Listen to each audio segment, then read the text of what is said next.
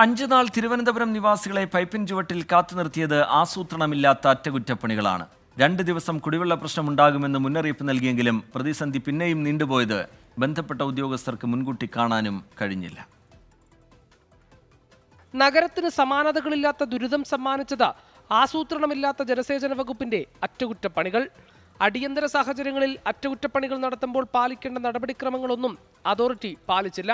പ്രധാന പൈപ്പ് ലൈനിലെ വാൽവുകൾ പലതും പ്രവർത്തിക്കാത്തതും പ്രതിസന്ധി കൂട്ടി. 48 മണിക്കൂർ കൊണ്ട് പൂർത്തിയാക്കുമെന്ന അറിയിപ്പോടെ പണി തുടങ്ങി. 48 മണിക്കൂർ 72 ആയിട്ടും വെള്ളമെത്തിയില്ല. പിന്നാലെ നഗരവാസികളുടെ പരാതി പ്രളയം. 3-ാം ദിനവും ജനം വലഞ്ഞതോടെയാണ് വിഷയത്തിന്റെ ഗൗരവം ജനപ്രതിനിധികൾ അറിയുന്നത്. കോർപ്പറേഷനെ പണികൾ നടത്തുന്നതിന്റെ വിവരം അറിയിച്ചില്ല. അതിനാൽ തന്നെ ബദൽ ക്രമീകരണം ഒരുക്കുന്നതിലും വീഴ്ച പറ്റി. ജല അതോറിറ്റി സൂപ്രണ്ടിംഗ് എഞ്ചിനീയറാണ് വലിയ അറ്റകുറ്റപ്പണികൾ നടക്കുമ്പോൾ വിവരം അറിയിക്കേണ്ടത്. അതുണ്ടായില്ല. അരുവിക്കരയിൽ നിന്ന് ആരംഭിക്കുന്ന ട്രാൻസ്മിഷൻ പൈപ്പ് ലൈനിൽ നിരവധി വാൽവുകളുണ്ട്. എന്നാൽ വർഷങ്ങളായി ഇത് ഉപയോഗിക്കാത്തതിനാൽ പലതും പ്രവർത്തിക്കുന്നില്ല.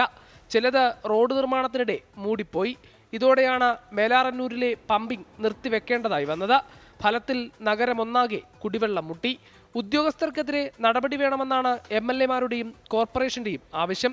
ഇനി പ്രധാന അറ്റകുറ്റപ്പണികൾ നടത്തുന്നതിന് മുൻകൂട്ടി നഗരസഭയുടെ അനുമതി വാങ്ങണമെന്ന് ഉദ്യോഗസ്ഥരോട് ആവശ്യപ്പെട്ടതായി കോർപ്പറേഷൻ അറിയിച്ചു. 24 തിരുവനന്തപുരം.